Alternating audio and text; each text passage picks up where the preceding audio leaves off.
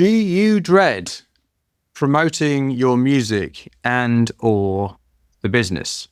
One of the reasons that we dread the business side of it, or that some people dread the business side of it, is that they view the business outside of the music. It's like, okay, so I make the music and then I've got to do this thing that I really, really don't want to do.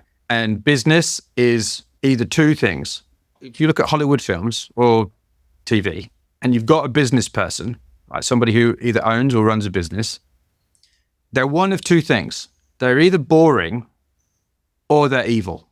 Sometimes both. Now, I know there are a lot of business people who are boring and who wouldn't call them evil, but they do evil things. But I know a lot of musicians who are boring and who do evil things. I know painters and builders and plumbers and doctors who are boring and do evil things. Who here has never done something that's ethically questionable in their life? The business owners who I have hung out with are incredibly exciting, interesting, curious, open, mission-driven people. Business doesn't have to be boring, although there are some boring parts, but let's face it, there are some boring parts of making music as well, right? So business doesn't have to be boring and it doesn't have to be evil, no matter what Hollywood tells you, okay, and the media in general. I mean, this is what's creating that feeling of dread. It's boring and it's evil. I shouldn't be doing it. It's wrong.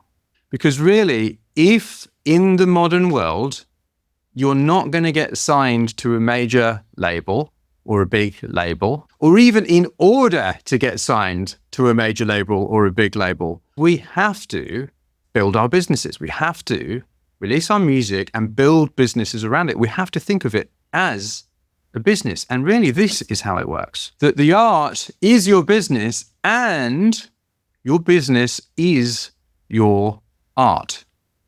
This is the thing that might shift it for you. You can think of your business as being art. Obviously, uploading things onto a distributor, it's like, this doesn't feel like art. Like filling in an ISRC code doesn't feel like art, right? But then, to be honest with you, neither does exporting a WAV at the right, all of that kind of stuff into making music doesn't feel like art either.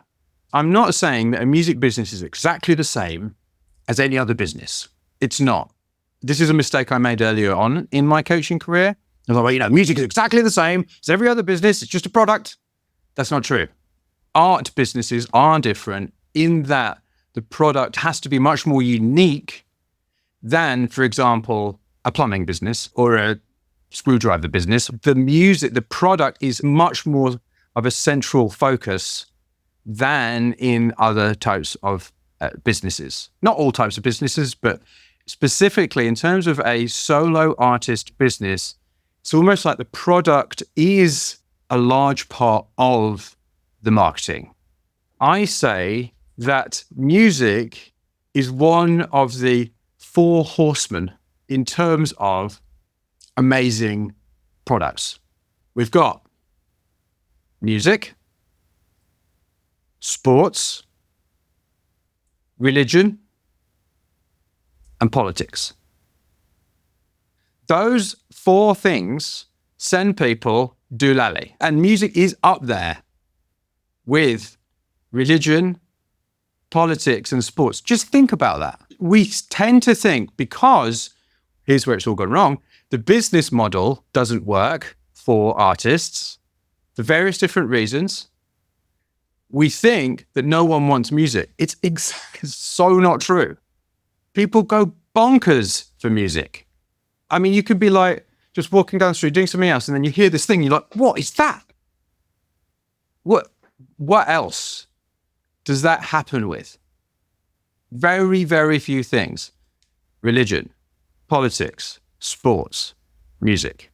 The difference is between music and the other 3 is that music you can make on your own in your bedroom. I mean, I suppose you could start a religion on your own in your bedroom. I suppose you could start a political party on your own in your bedroom. It might not be that interesting to have a sport of one, but with music, that's what we're doing. Now, obviously, making something that sends people to Lely is a very hard thing to do. I'm not suggesting it's easy. But what we want to do is we want to get out of the idea that no one wants music. People do want music. There's just a lot of it. And there's not a lot of it that's absolutely brilliant and unique. So one of the ways, as long as our music is unique and it is great as well, it's absolutely essential, both of those things, in fact, I would say they're kind of the same thing, then what we want to do is we want to create a business around it that we want to run. And how we can do that is think about our business as being part of the art.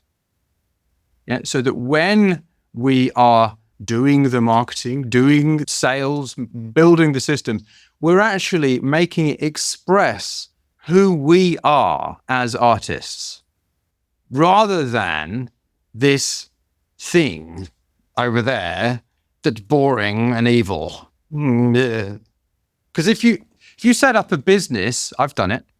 If you set up a business because, I really, really need to make money, right? I really need to make money. So I'm going to do this thing that I find is really, really hard and really boring and I don't want to do.